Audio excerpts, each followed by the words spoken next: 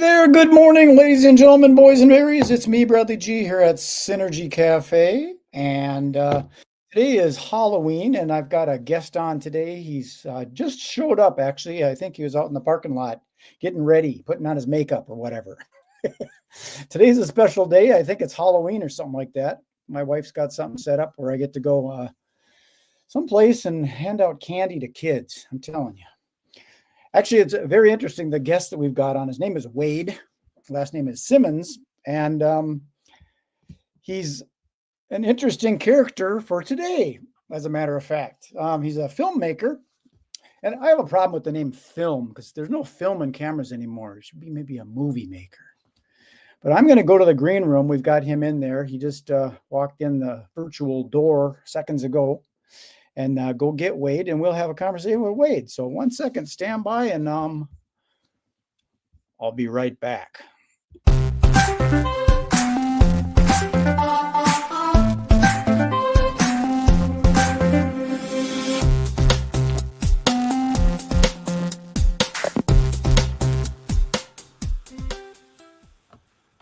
There he is, Wade Simmons. How you doing, Wade? Pretty good. How about yourself? Doing well.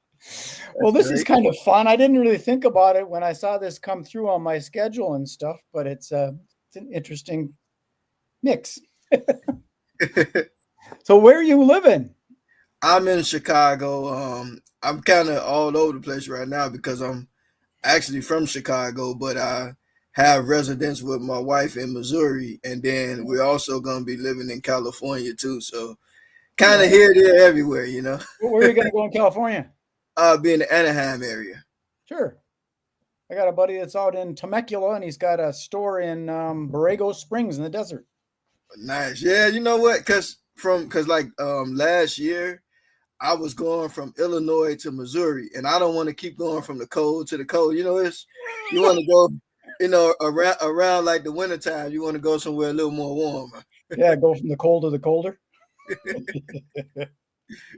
Well, thanks for scheduling time to be on the show, because it's not easy to get people to be and show their face on the internet these days, you know?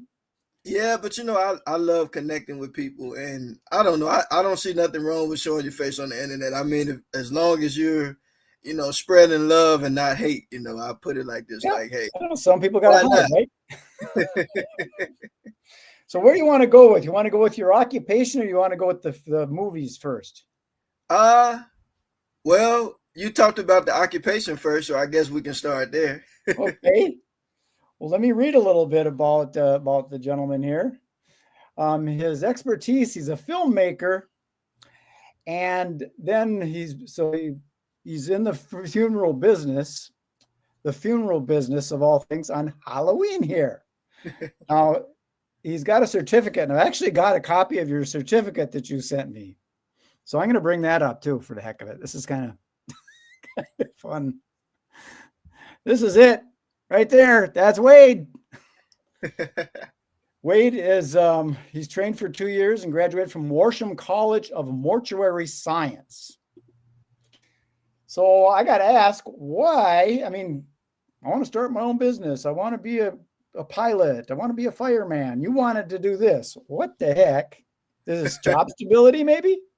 Well, no, actually. I always said when I was a child, I was going to do two things. I said I was going to be a movie maker, because I heard your point. I like that, by the way. And I said I was going to be a funeral director. And so I just pursued both. And so what ended up happening when I got to high school, I had a teacher named Ms. Anderson. She was like, she called one of the funeral directors in Chicago, and she said, I got a young man that wants to be a mortician. So he said, well, tell him to show up in a white shirt, a gold tie, and a black suit.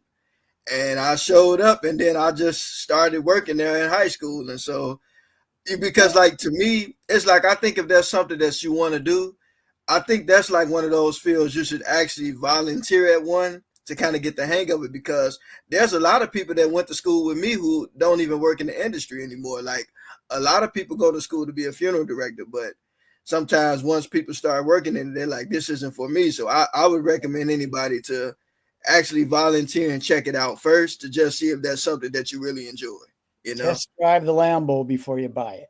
Absolutely, because one thing you never want to have a career that you can't stand. Sure, you get locked into it. No, I gotta go to work. Yeah. So it's different being a funeral director versus, I mean, there's other things in that industry, and this is weird because I personally, my parents were deceased, so I had to go through some, and I lost a couple brothers and sisters, and they're not comfortable places, but if you get there, you get comfortable. And some of the things you've got to do, like the people that have to prepare the bodies for we call it a celebration of Yeah. life. I look at it that way. That's what's the title of that person? So it's a very interesting thing you brought that up. So I'm gonna explain that for you. So in states like Illinois, where I currently am, you have to have both licenses. You have to be a funeral director and an embalmer. So in Illinois, I'm a funeral director and embalmer intern. I got a couple of more cases to do before I can get my actual full license.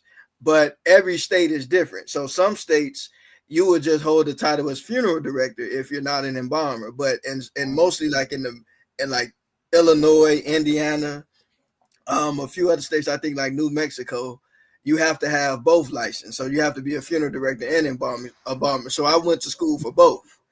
And Okay. so it just makes sense to get both licenses, to be honest. Now in California, it's totally different. I went to California to work on getting licensed there. And so right now I'm a funeral arranger in California, but pretty soon I'll be a fully licensed funeral director. And then I guess once I get my full license here, I'll just reciprocate my embalming license. Cause it's crazy how it is. Like every state is Yeah, just I think that's a cool thing politically and stuff to have every yeah, state do their own deal, just like every family can do their own deal. absolutely. Yeah, so it's just an interesting. I mean, it's a secure industry. And does your funeral director status go into like more cremation type situations where the embalming So isn't? they have certifications for that too. So like when I was in mortuary school, I did not get my cremation certification because, and this was crazy, right? Like they gave us like a free pass to get it, but like my computer was acting up, and so now I actually am going to work on getting my cremation certification too. But it's like one thing at a time. Yeah, yeah, yeah, Yeah, yeah. I dated a girl a long time ago that had family in that industry and stuff, and that's what she mentioned is very secure. You know, there's it's going to happen. So the absolutely. job is there. So you're looking to be an employee of this the company, or would you want Well, to start your own? so I worked at the funeral home that I was with in high school for 13 years. Might have been more might have been I did some math. It might have been more like a little over 13 years, but I actually own my own mortuary transportation company. In Okay. Illinois, I'm certified to make what we call transfers. And so I'm the guy that you would call, me and my crew, we're the people that you would call, like if, say for instance, different funeral homes will call me to assist them with their removal. So basically, because in the state of Illinois, as a funeral director and embalming intern, you can make what we call removals. So a lot of times, instead of the fully licensed funeral director going, they can send their interns. And so I actually have my own mortuary transportation company. So I've been actually doing that more so. That's cool. It's It's yeah, so fun, it's entrepreneur. yeah. Honestly, I never thought I would be doing that because like I spent a lot of time working in a funeral home, and a lot of my like job when I was working full time at the funeral home I was at, I was helping with services, answering phones, Mhm. working overnight, staying overnight, sleeping overnight, and helping clean up the place and helping families. And also I was working with the media a little bit there too, like helping families with their slideshows and PowerPoint presentations, and Oh, that's where the movie making comes in. absolutely. Tight. I like it. So I got to ask, how's your family? You married? You got kids? What's up? I am married. We don't have any children just yet, but me and my wife, we just it's we kind of like in an adventurous phase right now because like I said last year we were in Illinois, then going to Missouri, and I'm like it's about time to stop going from the cold to the cold and when the wintertime come, maybe go somewhere a little warmer. So that's why I went to California to get my license there, so I can work as a funeral director there. A lot of people think it's because of the movie, but filmmaking or movie making, you can do that anywhere nowadays. Like you don't have to be Oh, very in New true. And York or LA. also You can. getting right into Hollywood, now you're in the competition and you got to work your way up the ladder and all that stuff. So you can just do it from freaking Bali or Thailand or wherever you want to play your Oh movie yeah. in. You know, it's funny. I actually helped produce a film in India. Okay. Um, and it's I haven't like it's out there. It's called a fabricated story, and a lot of people might think it's a fabricated story, but it wasn't like a very big like budget film, but I was very proud to work with the filmmakers who created it. So that was a pretty nice opportunity. Well, I So do yeah, this it's for like you can make movies anywhere. I do these for about 20 minutes, so it doesn't get too long for people, but we've gone for 10. But I want to let's shift gears before we do shift. So how did that go with hooking up with your wife and stuff? So what do you do? Is that Yeah. kind of weird? Oh no, because see, my wife, she's more of an entrepreneur herself. Yeah, but the Um, industry. Oh no, she wasn't spooked out because like that's the thing about my wife. She said like me as a child, I said I want to be a funeral director and a movie maker. I knew that. But my wife said when people would ask her what she wanted as a child, she said she wanted to be wealthy. So so she she's fine with doing something just as long as she can do, be her own Okay, boss and enjoy what she does, she's I fine get with it. it. I get it. Yeah, you can make money doing what you do. So let's talk about the film slash movie stuff then. Are you doing any specific thing? Possibly horror movies? Or what are you doing? Well, Romance? Or So I've been filmmaking for like almost 9 years now. I started right when I went to film school, and so right now I'm currently working on a documentary about pro wrestling because I actually trained for that too. So I'm doing a documentary because like I like documentaries so much more because like meeting real people and actually talking to real people and sharing their stories and getting to know them, it's a lot more cooler. Like I worked with actors for a while, and it's don't get me wrong, actors, it's nice working with actors, but I don't know, it's something about making documentaries that's a lot more special to me.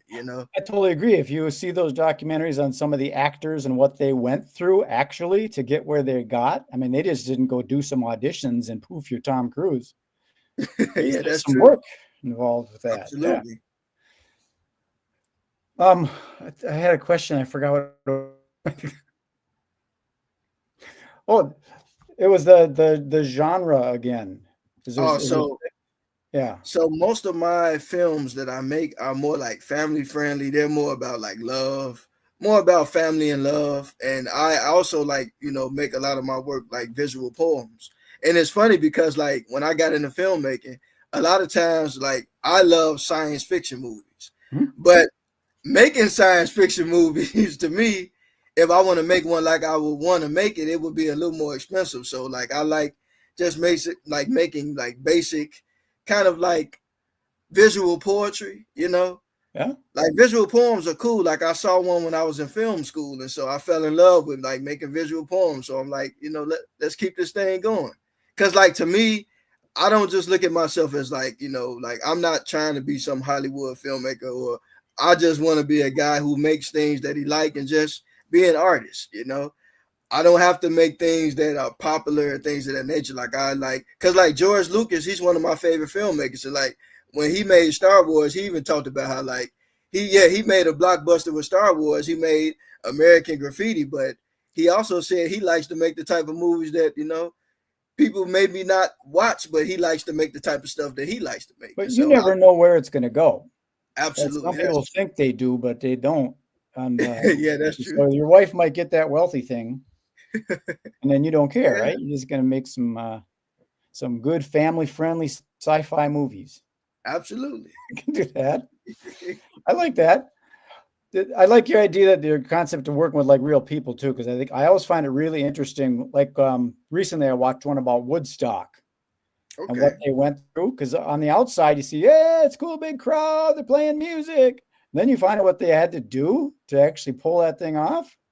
That's what's interesting to me. And my background is magical entertainment, Oh, so so I kind of see behind the scenes on things, and that's kind of what movie making is.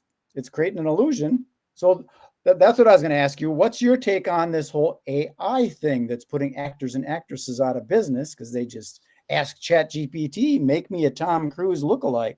Done. Yeah, 30 I seconds. think I think personally, if I be honest, I'm all for progress, but I do think that AI kind of is more of a disruptor, and I don't think that people really realize, like, I kind of think the agenda for it is a little different than what is being presented as. That's a whole I'm nother conversation. We can have yeah, another one on it's a whole nother conversation. But and I'm being honest, like I'm a guy that try to be truthful, but it can be used for good. But it's like, to me, I think unfortunately, like it's a tool of greed.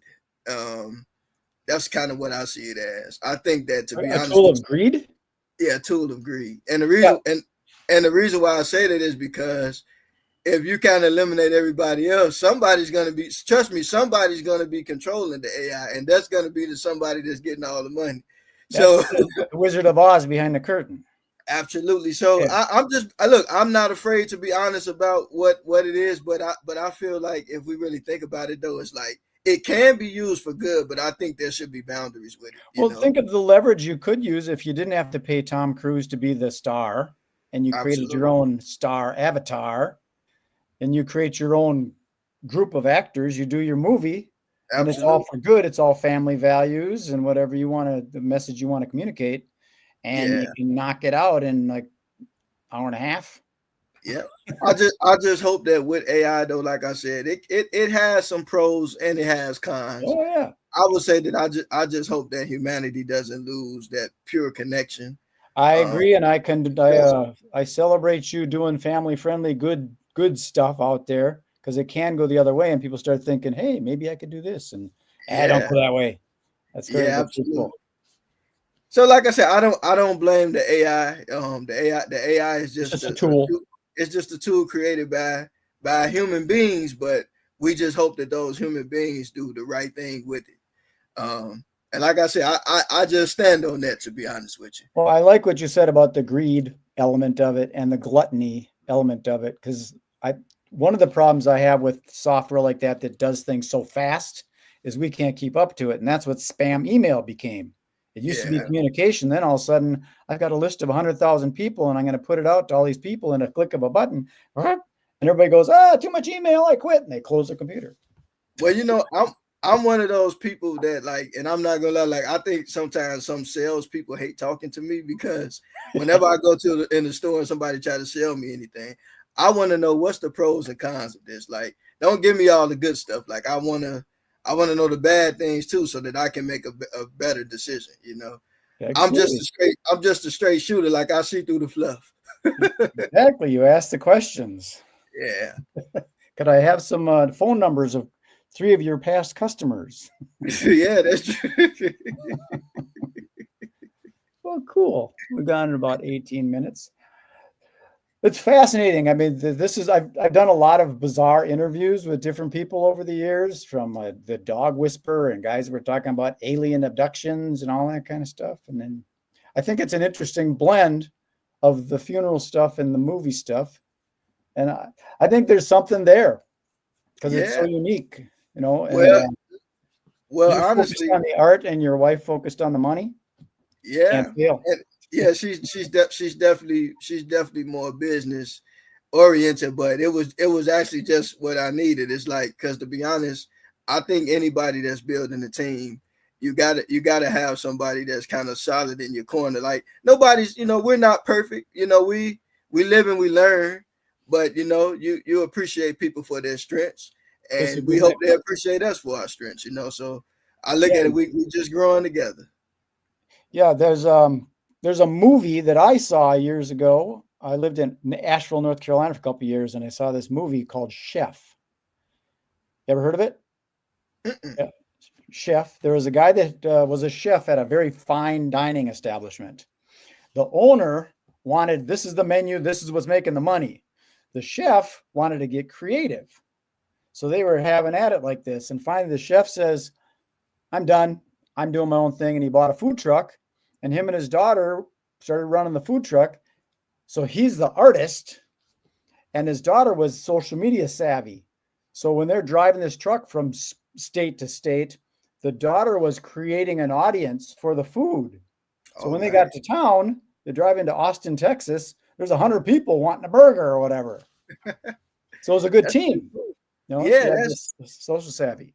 and that's the way that it should go. And so like and that's why like I always thank God like for just allowing me to do everything, because everything that I really wanted in life, I pretty much, so far I pretty much gotten a lot of it. And so I'm just grateful. I'm grateful just to wake up every day and do things that I enjoy doing. Well, it's good that you're focused on the things because my mind goes all over the place. I am focused on like live events and people meeting people, but I get off and I get these ideas and it takes your eye off the ball, and all of a sudden there's strike one. Ah. Yeah. So do you have other hobbies or anything that, or are you just Yeah. all Well, about making the movies? uh, well, pro wrestling actually was my hobby. Because Okay.